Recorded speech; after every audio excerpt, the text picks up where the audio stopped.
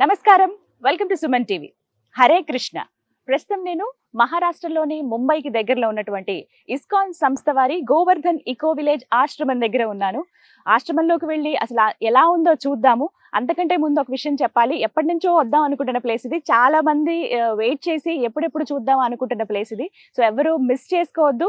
మొత్తం అసలు ఎలా ఉంది ఆశ్రమం అనేది ఈ వీడియోలో నేను మీకు చూపిస్తాను. హైదరాబాద్ నుంచి ఇక్కడికి రావడానికి రీజన్ మెయిన్. సో ఇంకేమాత్రం ఆలస్యం చేయొద్దు, వెళ్ళిపోదామా ఆశ్రమం లోపలికి, ఎలా ఉందో చూద్దాం. అయితే బయట వెహికల్స్ అలౌ చేయరని చెప్పారు. సో చూద్దాం వేరే ఏమన్నా అందుబాటులో ఉన్నాయేమో ఇక్కడ లోపలికి వెళ్ళి చూడడానికి. అలాగే ఆ రాధాకృష్ణుని దర్శనం కూడా చేసుకుందాం. ఈ సుందరమైన ప్రదేశాన్ని చూద్దాం, రండి.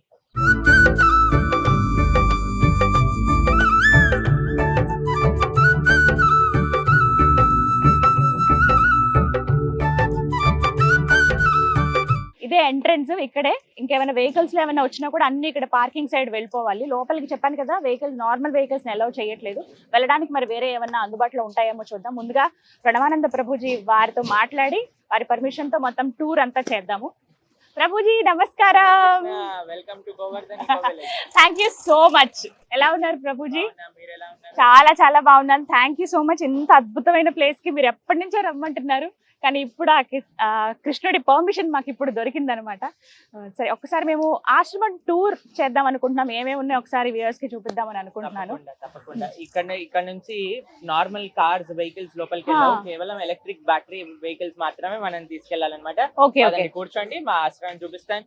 గీతాంజలి గారికి ఎప్పటి నుంచో ఇంట్రెస్ట్ ఉండింది మా ఆశ్రమం చూడాలి, ఇక్కడ ఉండే విశేషాలన్నీ తెలుసుకోవాలని. కాబట్టి మేము కూడా రమ్మన్నా. తప్పకుండా ఇది కృష్ణుడి ఆ ప్లేస్, మీ అందరి ప్లేస్ కూడా. కాబట్టి రండి, పదండి. ఎస్, ద్వారకని అసలు అప్పుడు మనం ఉన్నామో లేదో తెలియదు, ద్వారకని చూడలేకపోయాం. కానీ ఇక్కడ అద్భుతమైన బృందావనం ఏర్పాటు చేశారు రాధానాథ్ స్వామీజీ. ఈ ఆశ్రమం ఎవరైతే స్థాపించారో, ఆశ్రమాన్ని ఏర్పాటు చేసిందే వారు. ఒకసారి ఆశ్రమం ఎలా ఉందో చూద్దాము. మనకి ఇంకా ప్రభుజీ వచ్చేసారు, వారి పర్మిషన్ తో వెళ్తే ప్రతి ఒక్కటి డీటెయిల్డ్ గా తెలిసిపోతాయి. చెప్పారు కదా, బయట వెహికల్స్ ఏవి అలౌ చేయరు, ఓన్లీ ఎలక్ట్రిక్ వెహికల్స్. ఇక్కడ అంతా గ్రీనరీ ఉంటుంది, పాడు చేయాలనే ఉద్దేశం అసలు లేదుట. ఇంకా లేట్ చేయొద్దు, వచ్చేసేయండి, వెళ్దాం. ప్రభుజీ ఎంతండి మొత్తం ఎన్ని ఎకరాల్లో ఉంది ఆశ్రమం? సుమారుగా 100కి పైగా ఎకరాలు ఈ ఆశ్రమం అన్నమాట. అయితే ఇది మనం ఇందాక చూసిందేమో పార్కింగ్ స్పేస్. పార్కింగ్ నుంచి ఇక్కడికి వచ్చి వాళ్ళు రిజిస్ట్రేషన్స్ చేసుకొని వాళ్ళ బ్యాండ్స్ తీసుకొని, బ్యాండ్స్ ఉన్న వాళ్ళు మాత్రమే మనకి లోపలికి పంపిస్తారనమాట. ఈ బ్యాండ్ కంపల్సరీ వేస్తారు, వీళ్ళనే లోపల దాకా అలౌ చేస్తారు. సో ఆల్రెడీ నేను ముందు రోజే వచ్చున్నాను కాబట్టి నాకు ఆల్రెడీ బ్యాండ్ ఉంది. ఫ్యామిలీస్ ఎవరైతే ఇక్కడ సర్వింగ్ చేస్తున్న ఫ్యామిలీస్ ఉన్నాయో, తర్వాత స్కూల్, మిగతా అన్ని కూడా మనం ఒక్కొక్కటి చూడడానికి ప్రయత్నం చేద్దాం. ఇవి ఎవరైతే విజిటర్స్ వస్తారో వాళ్ళ కార్ పార్కింగ్ చేసే ప్లేస్ అన్నమాట. ఇది బస్సులలో నుంచి కూడా చాలా మంది ముంబై, మిగతా మహారాష్ట్రలో నుంచి ప్లేసెస్ లో కూడా వస్తుంటారు. స్కూల్ పిల్లలు చాలా మంది వస్తూ ఉంటారు. ముంబై నుంచి యూత్ వస్తూ ఉంటారు. ఏ రకమైన వాళ్ళైనా సరే ఇక్కడికి వస్తూ ఉంటారు అనమాట. అందరు కూడా చక్కగా ఎక్స్కర్షన్స్ అని చెప్పి తీసుకెళ్తారు కదా, స్పిరిచువల్ టూర్స్ అని కూడా ఈ మధ్య కాలంలో స్టార్ట్ చేశారు చాలా వరకు. జస్ట్ మీరు ఒక్క రోజు కోసం వస్తున్న వాళ్ళైనా సరే అక్కడ కూడా రిజిస్ట్రేషన్ చేసుకొని వాళ్ళకి కూడా బ్యాండ్ ఇస్తారు. వాళ్ళకి వేరే రకమైన బ్యాండ్ ఉంటుంది అనమాట. బ్యాండ్ ఉంది ఎందుకంటే ఏదైనా ఎమర్జెన్సీకి మనకి ఏదైనా కావాలన్నా సరే, ఏదైనా ఇంపార్టెంట్ విషయాలు చెప్పాలన్నా సరే, కమ్యూనికేట్ చేయాలన్నా సరే, వాటి పైన నెంబర్స్ ఉంటుంది. ప్లస్ ఐడెంటిఫికేషన్ కోసం అనమాట. పదండి, ఇప్పుడు మనం చూసుకుంటూ రిసెప్షన్ చూసుకుంటూ అక్కడ నుంచి మనం లోపలికి వెళ్దాం. అన్ని విశేషాలు కూడా ముందు మీకు చూపిస్తూ ఉంటాం.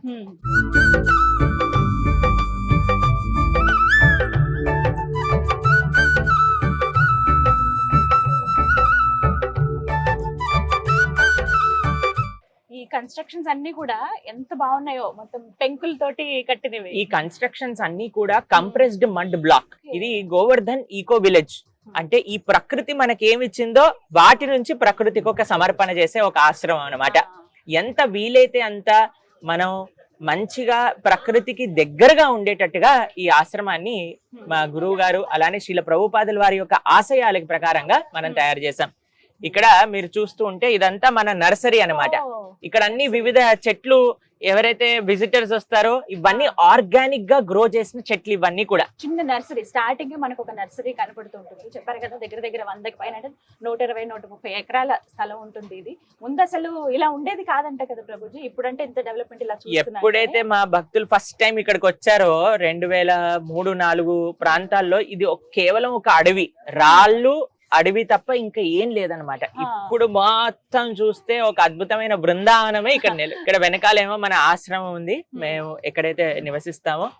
ఇది మా ఆశ్రమం యొక్క గోశాల. ఇక్కడ 3 ఆవులు ఉన్నాయి. కీర్తిదా, ధనలక్ష్మి, రామ, ఒక ఎద్దు, 2 ఆవులు అన్నమాట. చూడండి ఎంతమంది స్కూల్ పిల్లలు వచ్చారు ఈ రోజు. స్కూల్స్ ఎక్స్కర్షన్ కి వస్తూ ఉంటారు. సాటర్డే సండే అయితే మనకి ఎంత మంది వస్తారో బాంబే లాంటి ప్రదేశాలలో. ఇంకా విదేశాల నుంచి చెప్పే వాళ్ళు అయితే ఇంకా మామూలుగా చెప్పలేము అనమాట. ఎంతో మంది వస్తూ ఉంటారు. కృష్ణ భక్తి ఎక్స్పీరియన్స్ చేయాలి అనుకుంటున్న వాళ్ళందరూ కూడా ఇక్కడికి వస్తారనమాట. ఇదంతా ఇక్కడ ఎవరైతే ఫ్యామిలీస్ నివసిస్తాయో, ఇక్కడ ఉండి సేవ చేస్తారో వాళ్ళందరూ ఉండే ప్రదేశాలు అనమాట ఇవన్నీ కూడా. ఇది కుటుంబ పరంగా ఇక్కడ ఉంటారు. వారు వివిధ సేవలు చేసుకుంటూ ఉంటారనమాట. వాళ్ళ పిల్లలకి సంబంధించిన స్కూల్ మనకి ఇటువైపు చూస్తున్నాం అనమాట. ఇది స్కూల్, వాళ్ళ పిల్లలకి సంబంధించిన స్కూల్. దాని తర్వాత ఇదేమో ప్రతిరోజు కూడా ఉచితంగా ప్రసాద వితరణ చేసే హాల్ అన్నమాట. ఇది లలితా భవన్. ఇక్కడ ఉచితంగా ప్రతిరోజు వచ్చిన ప్రతి ఒక్కళ్ళకి కూడా భగవత్ ప్రసాదం అనేది ఇక్కడ మనం కల్పిస్తాం అనమాట. ఇక్కడ చూస్తున్నారు కదండి, ఇది వరిష్ఠ వైష్ణవ ఆశ్రమం. ఎవరైతే బ్రహ్మచారుల యొక్క తల్లిదండ్రులు ఉంటారో, వృద్ధాప్యంలో ఉంటారో, వాళ్ళు కూడా ఇక్కడికి వచ్చి, ఇందాక మనం కిచెన్ లో అనంతరాఘవ వాళ్ళ అమ్మగారు ఇక్కడే ఉంటారని చెప్పారు కదా, వాళ్ళు కూడా ఇక్కడ ఉండి చక్కగా వాళ్ళందరూ కూడా సంతోషంగా భగవంతుడి యొక్క సేవ చేసుకుంటూ ఉంటారన్నమాట. ఇస్కాన్ అంటే కేవలం బ్రహ్మచారులు కాదండి. చూడండి, వాళ్ళ తల్లిదండ్రులు, బ్రహ్మచారులు, ఇక్కడ గృహస్థులు, వాళ్ళ పిల్లలు, యూత్, వాలంటీర్స్ అందరూ ఉంటారు ఇక్కడ. నిజంగా చెప్పాలి అని అంటే బ్రహ్మచారుల యొక్క సంఖ్య 1% మాత్రమే ఇస్కాన్ లో. మిగతా వాళ్ళందరూ కూడా మొత్తం ఫ్యామిలీసే. మన ప్రీ ప్రైమరీ సెక్షన్ అన్నమాట. ఒక్కసారి అన్ని స్కూల్ నడుస్తుంది కదా, అన్ని క్లాసులకు వెళ్లకుండా ఒక్కటి చూసేసి వెళ్దాం మనం. ఇది మన ప్రీ ప్రైమరీ సెక్షన్ అన్నమాట. చూడండి, ఎక్కడ చూసినా కృష్ణుడి యొక్క పెయింటింగ్స్ ఈ పిల్లలందరూ వేసిన వాళ్ళు. చూడండి ఎంత బాగా చదువుకుంటున్నారు టీచర్స్ తో పాటు. రండి.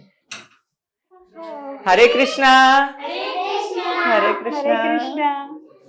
చూడండి ఎంత చక్కగా ఇక్కడ మెటీరియల్ ఎడ్యుకేషన్ తో పాటు ఆధ్యాత్మిక ఎడ్యుకేషన్ కూడా. పిల్లలందరూ ఎంత చక్కగా తిలకం పెట్టుకొని యాక్టివిటీస్ చేస్తున్నారు, క్రాఫ్ట్ చేస్తున్నారు. చూడండి, చిన్న చిన్న క్రాఫ్ట్ యాక్టివిటీస్ వాళ్ళతో చేపిస్తూ ఉన్నారు teacher. Hare Krishna. Hi hi. Hare Krishna. అవునా, ఓకే. హరే కృష్ణ. ఎంత ముద్దుగా ఉన్నారో. ప్రీ ప్రైమరీ సెక్షన్ ఇది, చిన్నది. మన ప్లే గ్రూప్ ఉంటుంది కదా, అలాగే వీళ్ళతో యాక్టివిటీస్ అవి చేపిస్తున్నారు. తను క్యారెట్ తయారు చేస్తారనమాట చిన్న క్రాఫ్ట్స్ తోటి. సో చూసారు కదా, ప్రీ ప్రైమరీ స్కూల్. చిన్న పిల్లలు చక్కగా నేర్చుకుంటున్నారు, నార్మల్ స్కూల్స్ లాగానే ఇక్కడ కూడా. అయితే వాళ్ళు ఉండేది భక్తి భావంతో ఉంటారు కాబట్టి ఆ నామం పెట్టుకోవటం, ఇంకా అది వాళ్ళ జీవన విధానంలో అలవాటు అయిపోతుంది. మరి కుటుంబాలు కానీ ప్రతి ఒక్కటి, వాళ్ళ ఫ్యామిలీస్ అన్ని ఇక్కడే ఉంటాయి. చక్కగా స్కూల్ దగ్గరే ఉంది. పెద్ద పిల్లలకు కూడా స్కూల్ ఉంది ఇక్కడ. అంటే ప్రైమరీ ఉంది, అలాగే సెకండరీ సెక్షన్స్ ఉంటాయి. బ్రహ్మచారులు ఉండడానికి ఒక ఆశ్రమాన్ని మనం ఇక్కడ చూస్తున్నాం. ఇదంతా కూడా బ్రహ్మచారీస్. దగ్గర 100 మంది ఉంటారండి ఇదే ఆశ్రమంలో.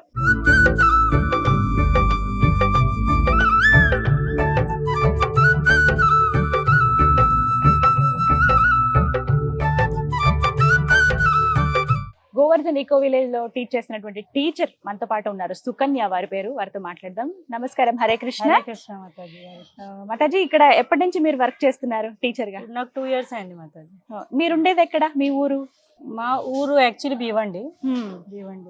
సో మేము ఇక్కడ షిఫ్ట్ అయినాం. 3 years అయింది. 3 years బ్యాక్ షిఫ్ట్ అయినాం. తర్వాత ఇక్కడనే సేవ, ఇక నేను స్కూల్లో జాయిన్ అయినా. ఇంత చిన్న పిల్లలతో చదివిస్తూ ఉంటారు కదా, ఎలా ఉంది ఇక్కడ మీకు వాతావరణం ఈకో విలేజ్ లో? ఇక్కడ వాతావరణం అంటే గోలోక బృందావనంలో ఉన్నట్టు ఎక్స్పీరియన్స్ ఉంటది. మార్నింగ్ లో లేచినాక ఇక్కడ పిల్లలు మంగళారతి చేస్తారు, గురు పూజ చేస్తారు. మొత్తం మా స్కూల్ పెద్ద స్కూల్.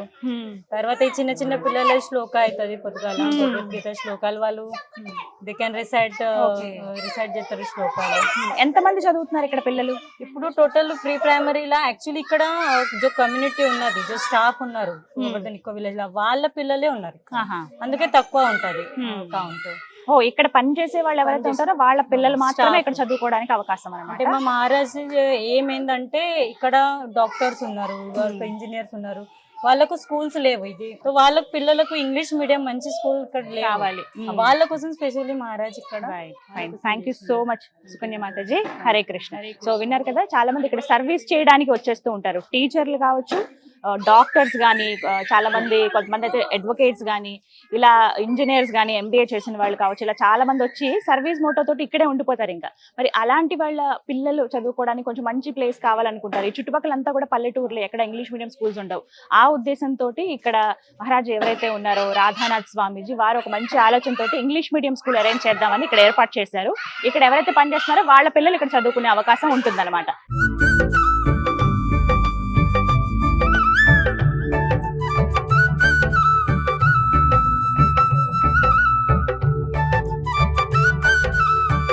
చాలా మంది విజిటర్స్ ని చూస్తున్నాం. నాకు ప్రభుజీ అన్నారు దగ్గర దగ్గర 3000 మంది దాకా రోజు వస్తూనే ఉంటారు, చూస్తూ ఉంటారని. పిల్లలకి ఎక్స్కర్షన్ పేరుతోటి ఇలా ట్రిప్స్ తీసుకెళ్తున్నారు. ఒక టీచర్ ఉన్నారు, వాళ్ళతో పాటు మొత్తం 100 మంది పిల్లలు వచ్చి ఉన్నారు. ఇప్పుడు మనం బయటికి వెళ్ళాలి, ఫ్రెండ్స్ తోటి గడపాలి, అన్ని చేయొచ్చు, కానీ మంచి ప్రదేశానికి వెళ్ళడానికి ప్రయత్నం చేయాలి. వాళ్ళకి ఒక మంచి విషయాన్ని చూపించినట్టుగా, ఒక మంచి పనులు మనం చేసినట్టుగా ఉండాలన్నమాట. కాబట్టి ఇలాంటి ఆధ్యాత్మిక ప్రదేశాలు, అటువంటి మంచి ట్రిప్స్ కి మీరు ప్లాన్ చేసుకోవచ్చు. ఇక్కడ మీరు అవుటింగ్ కి రావచ్చు. ఎంత ప్రశాంతంగా, అక్కడ చూడండి కొండలు ఎంత బ్రహ్మాండంగా ఉన్నాయి. వర్షాకాలంలో అయితే ఒక 10 వరకు వాటర్ ఫాల్స్ కూడా మనం ఇక్కడ చూడొచ్చు అనమాట, ఆ మౌంటైన్ మీద నుంచి. బృందావనంలో ఏ విధంగా అయితే ఆలయం ఉంటుందో అదే విధంగా ఇక్కడ కూడా ఆలయాన్ని నిర్మింపజేశారు. ఒకసారి చూడండి, ఎంత అసలు బయట నుంచి చూస్తేనే కళ్ళు చెదిరిపోతున్నాయి. లోపలికి వెళ్ళి దర్శనం చేసుకుంటే ఇంకెంత బాగుంటుందో. ఇవన్నీ కూడా సెపరేట్ వీడియోస్ లో చూపిస్తాను.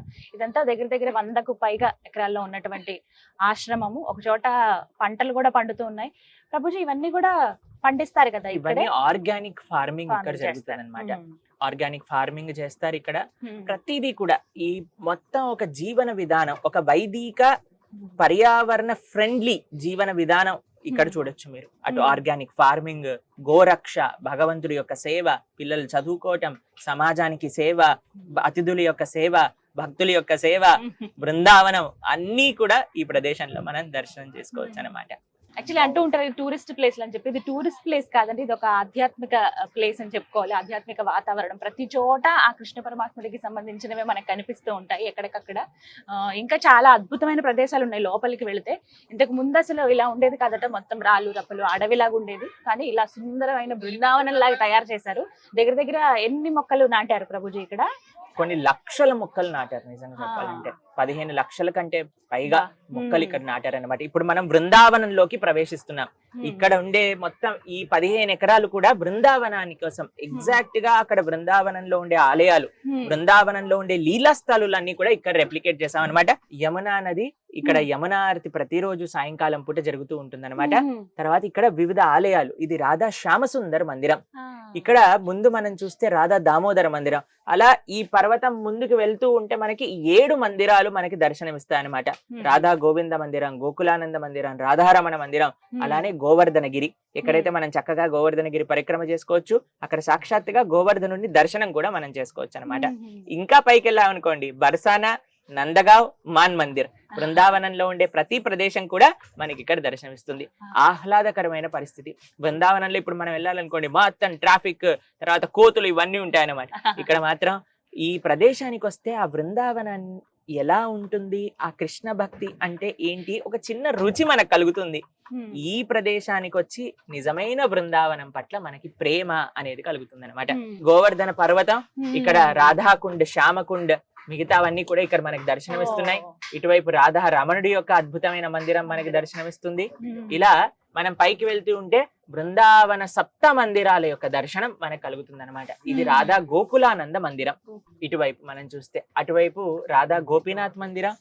ఇది యజ్ఞశాల. ప్రతిరోజు కూడా ఇక్కడ ప్రొద్దున పూట యజ్ఞం అనేది జరుగుతుంది. ఇటువైపు ప్రతిరోజు అందరూ కూడా వచ్చి 6 గంటలకు పాల్గొనొచ్చు అనమాట, నిత్యంగా యజ్ఞం. దాని తర్వాత మీరు ఇక్కడ చూసారనుకోండి, ఇదంతా బృందావనంలో వివిధ కృష్ణుడి యొక్క లీల స్థలాలన్నీ కూడా మనం ఇక్కడ చూడొచ్చు, వివిధ లీలలు. ఇప్పుడు మనం రాధా గోవింద మందిరాన్ని కూడా దర్శనం చేసుకోవచ్చు. బృందావనంలో ఏవైతే ముఖ్య ప్రదేశాలు ఉన్నాయో, ఏవైతే ముఖ్యమైన కృష్ణుడి యొక్క లీలా స్థలులు ఉన్నాయో, అవన్నీ ఇక్కడ మనకి దర్శనమిస్తాయి అన్నమాట. ఇప్పుడు మనం చూసేది రాధా గోవింద మందిరం. వెనకాల ఇలా మనం వెనకాలకి వెళ్ళామనుకోండి, అన్ని చోట్లకి వెహికల్ కూడా వెళ్ళదు, మనం నడుచుకుంటూ వెళ్ళాలి. వెళ్తే అక్కడ మీకు అద్భుతమైన వంశీవటం, కృష్ణుడి యొక్క రాసలీల ప్రదేశం. దాని తర్వాత మనకి గోపేశ్వర మహాదేవ్, మహాశివుడు ఎవరైతే గోపికా స్వరూపంలో మనకు అక్కడ దర్శనమిస్తారనమాట. అవన్నీ వెనకాల మనం దర్శనం చేసుకోవచ్చు. మొత్తం స్టార్టింగ్ నుంచి ఎండింగ్ దాకా పూర్తిగా ఈ వాతావరణం అంతా కూడా బృందావనం లాగా ఆ కృష్ణుడు.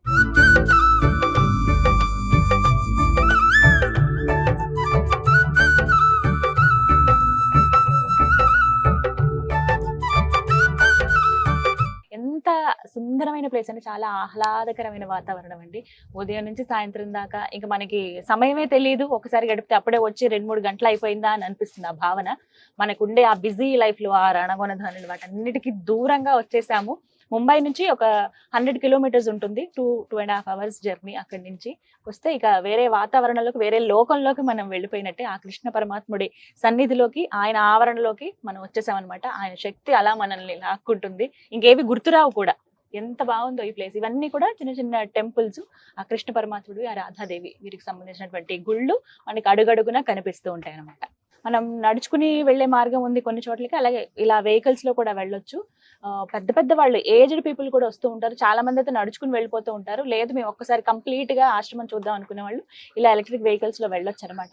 అలాంటి వాళ్ళు మనం ఇలా వెళ్తూ ఉంటే గమనించవచ్చు, రోడ్డుకి అటు ఇటు రెండు పక్కల మార్గానికి అటువైపులా ఇటువైపున కూడా పచ్చని చెట్లు ఇవన్నీ కూడా స్వయంగా నాటినవి.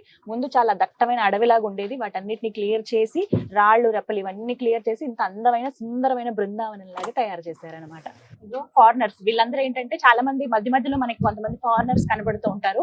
వాళ్ళ చేతిలో జపమాల ఉంటుంది. వాళ్ళు ఏంటంటే ప్రతినిత్యం హరే కృష్ణ హరే కృష్ణ అది ఇంకా అనుకుంటూనే ఉంటారు అనమాట. ఆ జపం చేస్తూనే ఉంటారు. వాళ్ళకి ఇంకా అదే పని. చాలా మంది వాళ్ళ ఉద్యోగాలకి సెలవు పెట్టుకుని మరి 2-3 నెలలు ఇక్కడ ఆశ్రమంలో ఉండిపోతారు. వాళ్ళు ఉండడానికి కూడా స్పెషల్ గా ఇక్కడ కాటేజెస్ అవన్నీ కూడా ఉంటాయి. డే విజిటర్స్ ఎవరైతే వస్తారో వాళ్ళు వచ్చి దర్శనం చేసుకుని వెళ్ళడానికి వీలుగా కూడా అన్ని ఏర్పాట్లు ఇక్కడ చేసి ఉంటాయి. ఇక్కడ కొన్ని రూల్స్ ఉంటాయి, అవి కూడా మనం ఫాలో అవ్వాల్సి ఉంటుంది అనమాట. ఇక్కడ ఏంటంటే మ్యాప్ ఒకటి ఏర్పాటు చేశారు. మీకు విజువల్ లో చూపిస్తాను చూడండి. ఆ మ్యాప్ లో ఎలా ఉంది అసలు మొత్తం ఆశ్రమం, మనం ఎటు వెళ్తే ఏవి చూడొచ్చు అనేవి క్లియర్ గా అక్కడ డీటెయిల్డ్ గా ఎక్స్ప్లెయిన్ చేశారు. గోవర్ధనగిరి ఇది ఇటువైపు గోవర్ధనగిరి, ఇలా చక్కగా పరిక్రమ చేస్తూ మనం వెళ్ళొచ్చు అనమాట.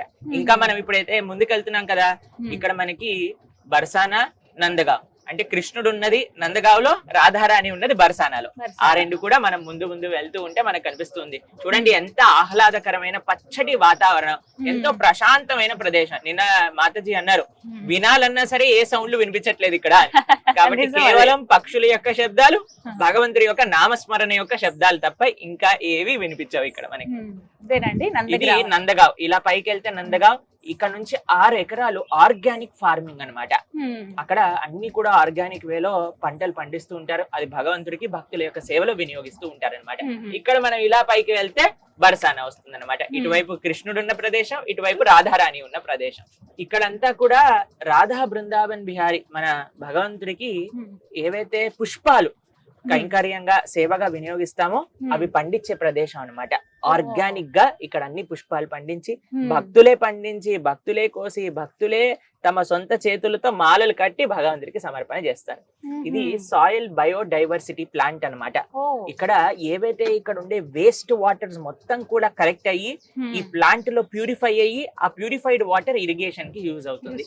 అలానే ఇక్కడ ఒక ప్లాస్టిక్ రిఫైనింగ్ ప్లాంట్ కూడా ఉంది. ఇక్కడ మొత్తం ఎక్కడైనా సరే ఎవరైనా ప్లాస్టిక్ పడేశారంటే ఆ ప్లాస్టిక్ నంతా తీసుకెళ్లి ఆ మెషిన్ లో వేస్తే అది ఆయిల్ గా మారుస్తుంది అనమాట. ఆ ఆయిల్ ని చక్కగా మళ్ళీ మనం కిరోసిన్, పెట్రోల్ తో కలిపి ఇక్కడ ఉండే జనరేటర్స్, మోటార్స్ నడిపించడానికి యూజ్ చేస్తూ ఉంటాం. కాబట్టి మొత్తం ప్లాస్టిక్ ఫ్రీ, తర్వాత ఎన్వైరన్మెంటల్ ఫ్రెండ్లీ అన్నమాట. ఇక్కడ మీరు చూస్తే మనం ఇప్పుడు ఎక్కడైతే అకామిడేషన్స్ ఉంటాయో, ఎవరైతే మీరు రిజిస్ట్రేషన్ చేసుకొని ఇక్కడికి వచ్చి ఉండాలి అని అనుకుంటున్న వాళ్ళు ఉన్నారో వాళ్ళకి సంబంధించిన ప్లేసెస్. ఇది మహావన్, ఇక్కడ గోకుల్ కుటీర్, అన్ని కూడా కృష్ణ సంబంధమే. ఇక్కడ ఇవి మహావన్ కాటేజ్, అక్కడ గోకుల్ కుటీర్ అన్నమాట. ఇది కూడా ఒక నర్సరీ. ఇక్కడ కూడా మీరు ఏవైతే ప్లాంట్స్ కావాలన్నా సరే, మీకు ఏదైనా మొక్కలు కావాలన్నా సరే ఇక్కడ నుంచి తీసుకెళ్ళచ్చు. ఇదంతా కూడా నర్సరీ అన్నమాట. ఇవన్నీ కూడా ఆర్గానిక్ గా ఉన్నవే.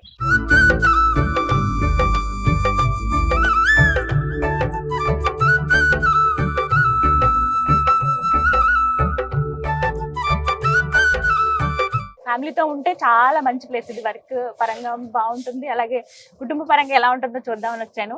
ఎక్కడికి వెళ్ళలేదు మామూలుగా, ఏవేవో టూర్స్ వెళ్లే బదులు ఇలా ఇక్కడికి వస్తే బాగుంటుంది అనిపించింది. ఇక్కడ మనం చూసేదేమో బృందావన్ కాటేజ్. ఇటువైపు బృందావన్ కాటేజ్, ఇటువైపు గోకుల్ కాటేజ్. ఇది సత్సంగ భవనం, ఎక్కడైతే ఆధ్యాత్మిక ప్రవచనాలన్నీ కూడా ఇక్కడ జరుగుతూ ఉంటాయన్నమాట. మిగతా ఎవరైతే గురువులు వస్తారో వాళ్ళందరూ కూడా ఇక్కడ చక్కగా ప్రవచనాలు చేస్తూ ఉంటారు. అక్కడ అందరు డివోటీస్ కూడా అటెండ్ అవుతూ ఉంటారన్నమాట. ఇప్పుడు మనం ఇంకా లోపలికి వెళ్తూ ఉంటే ఇటువైపు గోవిందాస్, ఎక్కడైతే ప్రసాదాన్ని వచ్చిన గెస్ట్ అందరూ కూడా తీసుకోవచ్చో ఇక్కడ గిఫ్ట్ షాప్ కూడా ఉంటుంది. ఇంకా మనకి లోపలికి వెళ్తున్నా ఇక్కడ అనిమల్ షెల్టర్, గోశాల, తర్వాత టెంట్ హౌసెస్ కూడా మనకి ఇక్కడ దర్శనం ఇస్తాయి. ఇక్కడ మనకి ఆయుర్వేద ఫెసిలిటీ కూడా ఉంది. ఎవరైనా ఆయుర్వేద ట్రీట్మెంట్ కోసం 1 రోజులు 21 రోజులు పంచకర్మ ఇటువంటి ట్రీట్మెంట్స్ చేసుకుంటారు కదా, వాళ్ళు కూడా ఇక్కడికి వచ్చి ఇక్కడే ఉండి ఇక్కడ ఆయుర్వేదాలో చక్కగా ట్రీట్మెంట్ తీసుకుంటారు. ఇక్కడ ఆయుర్వేదకి సంబంధించిన ప్రసాదం, ఆయుర్వేద మెడిసిన్స్ ఇక్కడ తయారవుతాయి. ఇదే మనకు ఉండే ఆయుర్వేద హాస్పిటల్ కూడా. ఇక్కడ రెసిడెంట్ డాక్టర్స్ ఉన్నారు, వాళ్ళందరూ కూడా చక్కగా ఇక్కడ ఆయుర్వేదిక్ ట్రీట్మెంట్ చేయిస్తారు. వాళ్ళే ఇక్కడ ఇంకా సర్వీస్ చేస్తారన్నమాట. తర్వాత ఇక్కడ మనకి స్విమ్మింగ్ పూల్ కూడా ఉందన్నమాట పిల్లల కోసం అని. వాళ్ళు కూడా వచ్చి చక్కగా స్విమ్మింగ్ చేయొచ్చు. ఇవి టెంట్ హౌసెస్ అన్నమాట. ఇవి సేమ్ మన రూమ్ ఎలా ఉంటుందో, 2 rooms, wooden flooring, attached toilet, bathroom, AC, heater అన్ని ఉంటాయి ఇందులో.